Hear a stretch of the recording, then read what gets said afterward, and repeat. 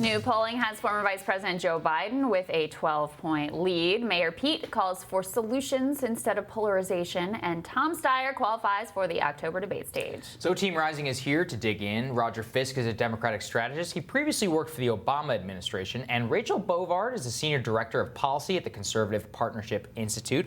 Welcome to you both. Great to see you guys. Thank you. Let's start off with something interesting I saw from Nate Silver. We were talking a lot about after this Washington Post, ABC poll, CBS poll. Basically, all signs point, Roger, to the top three candidates being Joe Biden, Bernie Sanders, and Elizabeth Warren. Now, Nate Silver is arguing, is this really a three-candidate race? He says that the three number is arbitrary and that you can really define things however much you want. But what do you think?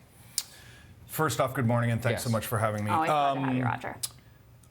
You know, nature abhors a vacuum, and the way I see this narrative is it's starting to create a vacuum, and neither the press or even in a lot of ways the folks on the ground are going to tolerate this narrative to just flatline between here and the caucuses. Yeah. Something else has to come along, right?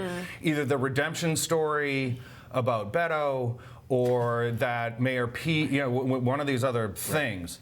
It's very interesting how the bio got so many people to the dance and then they just weren't able to capitalize on it from there. So true. If we get into a situation where we're hitting Halloween and no one has cracked out of the tier that they're in, this becomes very interesting, because then it becomes, you know, who are there 3 tickets out of Iowa or are there 4? Then the other interesting thing to me, and I'll end here, on the second and third tier is I came across an interesting little thing on the calendar. February 3rd is not only the Iowa caucus, but it's also when early voting can begin in California. That's right. So how much, you know, with Texas and California moved up, how much do Senator Warren, Senator Harris and Congressman O'Rourke have like 1 foot in their home state? Because if they can gin that up, and I would submit that Congressman O'Rourke is in a better situation in that context than Senator Harris, all of a sudden you hit Super Tuesday and someone could leapfrog delegate-wise, even though they're both, you know, apportioned. I believe California is by congressional district and Texas is by state Senate district or something. But that's kind of some of the interesting kind of sub-narratives coming up that I find very interesting. Yeah. What do you think, Rachel? Well, I think a lot of this, you know, how this troika presents itself will be apparent on Thursday, right?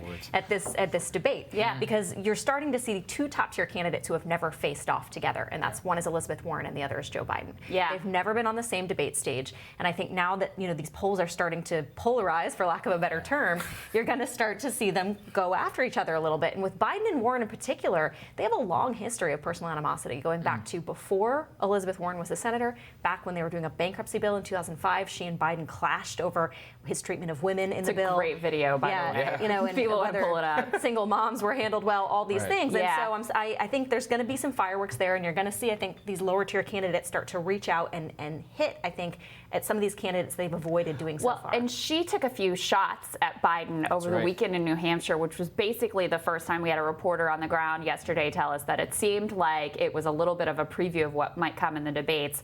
In terms of the Nate Silver piece, I mean, look, the polls are pretty consistent at this point with the top 3, and especially if you look at the early primary states, pretty consistent with the top 3. And the other piece that I would say here is that they're all popular. Like, there's no, people are not particularly searching for, I'm not that happy with Elizabeth, I'm not that happy with Bernie Sanders. These are very popular candidates. You've got the centrist, you've got 2 flavors of progressivism, the sort of, you know, more revolutionary version, the more establishment version. So why would people move off of them at this point?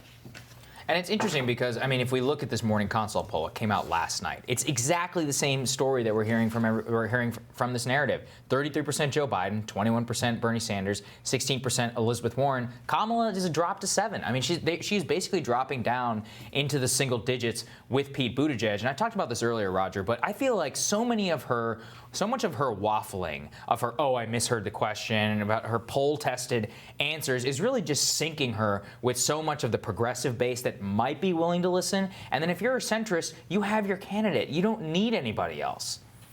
Yeah, I mean, I've said this before. I think she's somewhat lost or missed the bus in a little way by not playing up. She's the chief law enforcement officer of the 6th largest economy in the world. Right. Like, that's a BFD, right? Yeah.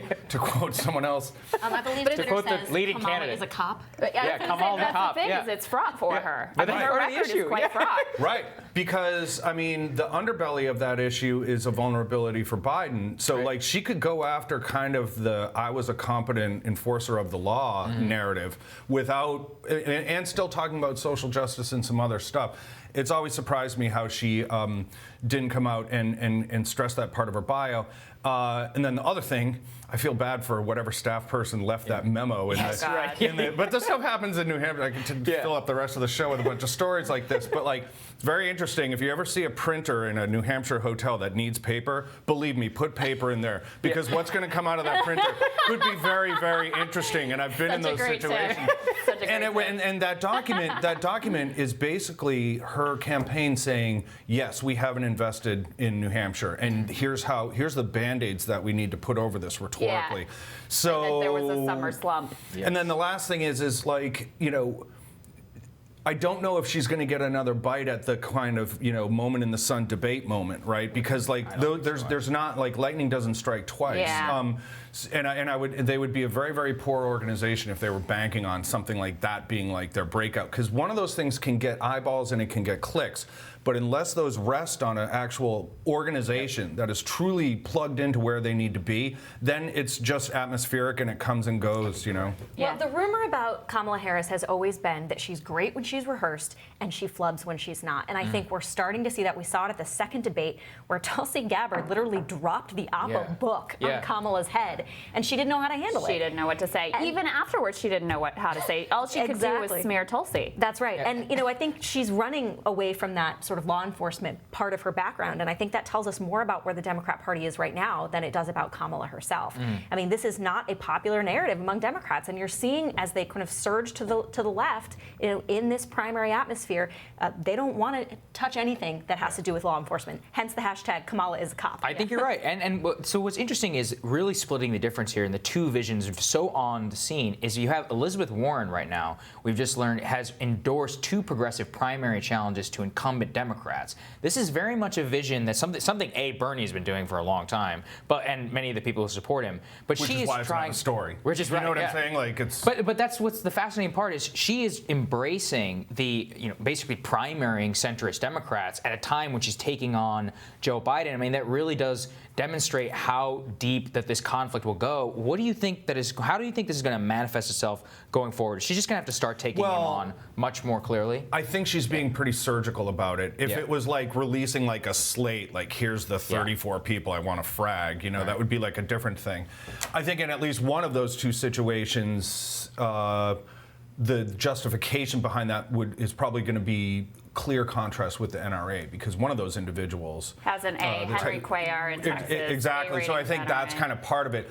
So I don't buy into the idea that it's fratricidal, you know, that it's like some extension of the squad and let's just go out and like mow down incumbents. Because I think it's actually much more surgical and sparse than that. Well, it is, but I think this is a really big deal. Because it's one thing for Bernie Sanders or few rogues, you know, who are outside the establishment to endorse against their colleagues, incumbents. When you have someone who is as embedded in the establishment mainstream of the party as Elizabeth Warren, also picking progressive challengers to back in primaries against incumbents, it means the revolution has come to the party. I mean, it is inside the House. No, I think you're taking the squad and everything, all that tension that has gone on in the House, and you are taking it to the main stage. I mean, this is full-on main stage, internecine warfare. Well, it also shows their success, though. I mean, the AOC model, the Justice Democrats model of we are going to target these seats that should be more liberal and use this strategy to transform the shift of the party, it's been successful.